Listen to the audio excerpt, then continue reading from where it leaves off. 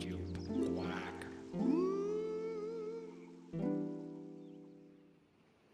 Hallo, mein Name ist Jürgen Fischer und ich liebe es, jungen Christen die Bibel zu erklären. Unser Thema heute: christliche Symbole oder Zeichen.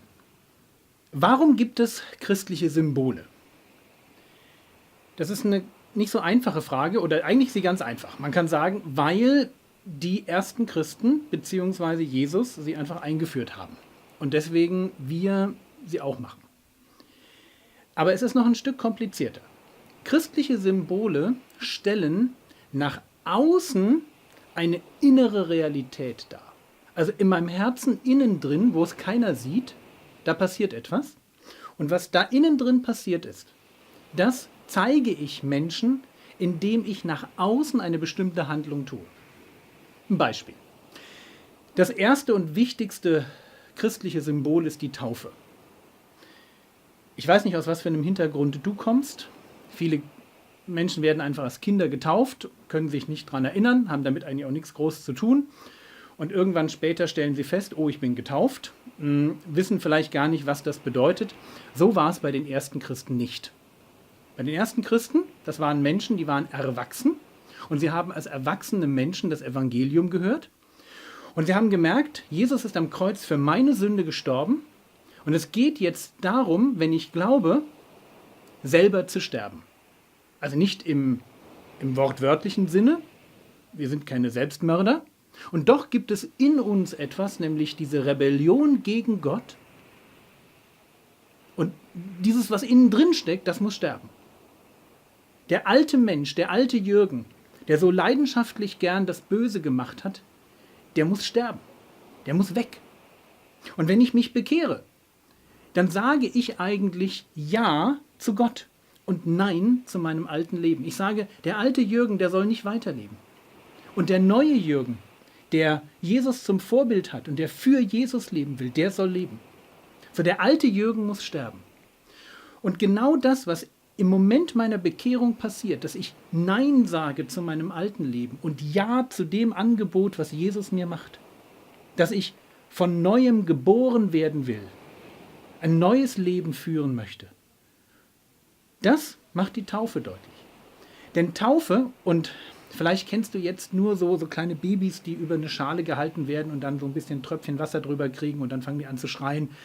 Stell dir mal eine Erwachsenentaufe vor. In einem Fluss, wie Johannes der Täufer sie durchgeführt hat. Wo ein großer Mensch in die Mitte des Flusses wartet und dann untergetaucht wird, bis man nur noch die Oberfläche von dem Fluss sieht. Er wirklich begraben wird im Wasser und dann wieder rauskommt. Und du verstehst die Symbolik viel besser. Da sagt einer, ich möchte mein altes Leben nicht mehr weiterleben. Und deswegen lasse ich mich durch die Taufe begraben. Wenn du das nachlesen möchtest, Römerbrief, Kapitel 6, ganz am Anfang. Ich lasse mich begraben, um allen zu zeigen, dass der alte Jürgen tot ist. Und wenn ich aus dem Wasser wieder rauskomme, dass ich jetzt neu, Paulus würde sagen, in Neuheit des Lebens leben möchte, für Jesus leben möchte. Das ist das Symbol der Taufe. Und jetzt verstehst du, ich bringe durch das Symbol zum Ausdruck, der alte Jürgen ist tot. Das ist natürlich vorher schon passiert im Moment der Bekehrung, aber das hat ja keiner gesehen. Und diese Taufe ist weltweit das Zeichen dafür, dass du Christ bist. Wenn du noch nicht getauft bist oder da irgendwas passiert ist, als du dich nicht daran erinnern konntest, mach's einfach nochmal. Jesus sagt, wer glaubt und getauft ist, der wird gerettet werden.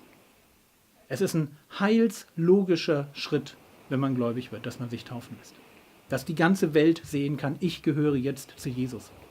Und es gibt Teile in dieser Welt, wo man kein Problem damit hat, dass jemand an Jesus glaubt, bis zu dem Moment, wo derjenige sich taufen lässt. Und damit etwas proklamiert, sich hinstellt öffentlich und sagt, ich habe mit dem Alten, habe mit dem, was hier läuft, nichts mehr zu tun. Ich will ein neues Leben leben. Das ist Taufe, das ist das Symbol der Taufe. Und genauso hat Jesus andere Symbole eingesetzt.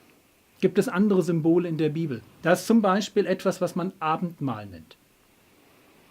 Abendmahl heißt, dass Jesus am letzten Abend, wo er mit seinen Jüngern gegessen hat, ein Stück Brot nimmt und einen Kelch mit Wein nimmt und sagt, diese beiden Dinge, die stehen für meinen Leib, das ist das Brot, und für mein Sterben. Und dafür, dass ich einen neuen Bund mit den Menschen aufrichten werde. Das ist der Kelch mit dem Wein. Und er sagt, ich wünsche mir, dass Christen sich treffen und dass sie untereinander ein Stück Brot teilen. Und wenn sie das tun, wenn jeder so sein Stück abreißt von diesem Brot, dass jeder daran denkt, dass ich mich habe zerbrechen lassen, wie dieses Stück Brot zerbrochen wird für deine Sünde.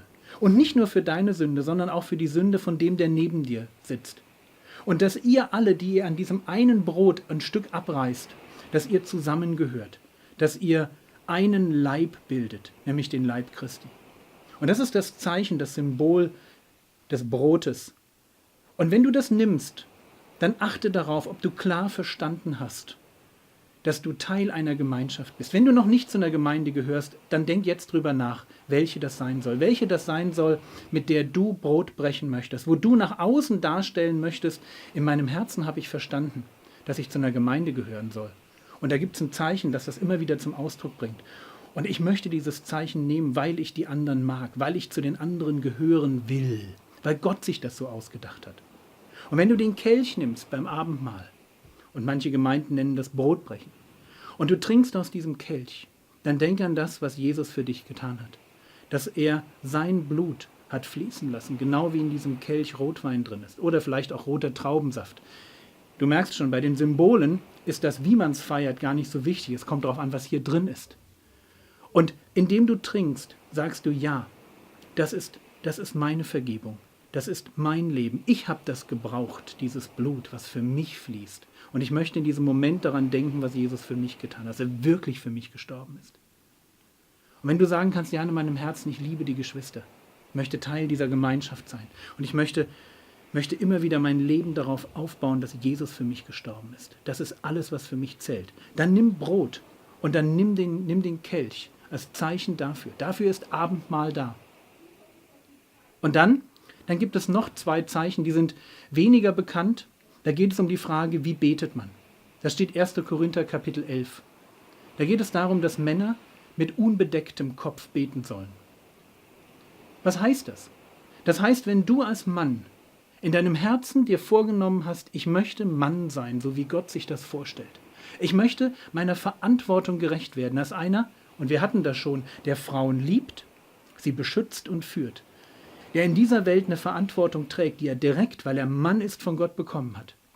Dann bete, und zwar im Gottesdienst, laut, und hab nichts auf dem Kopf. Und zeige der himmlischen Welt, dass du Mann sein willst in Gottes Sinn.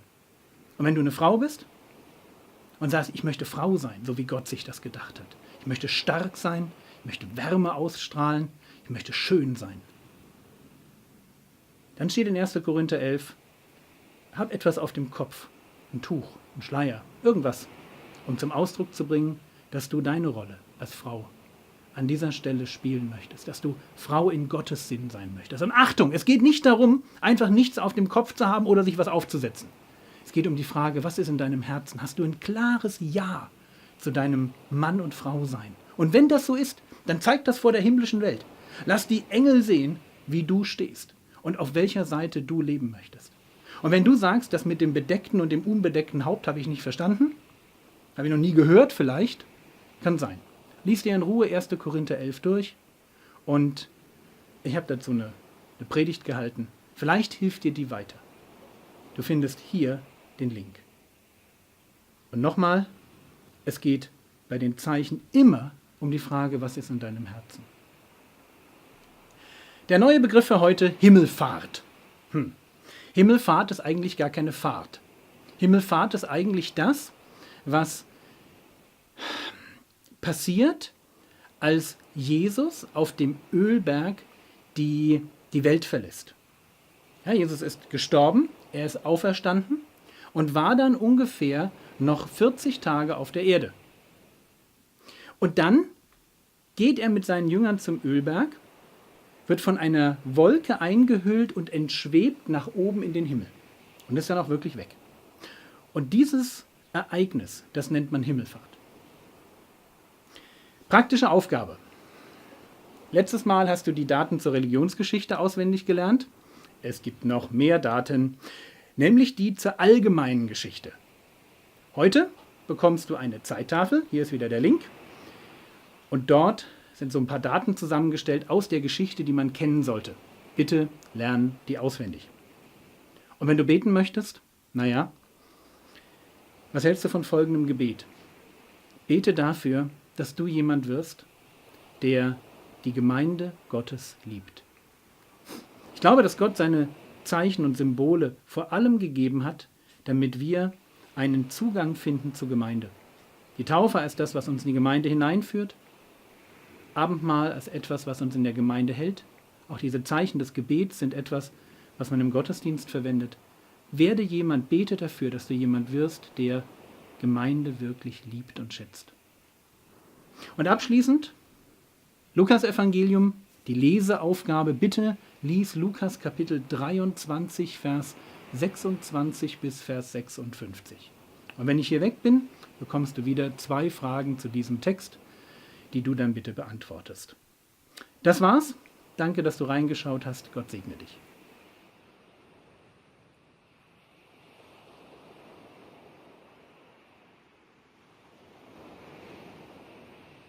Brought to you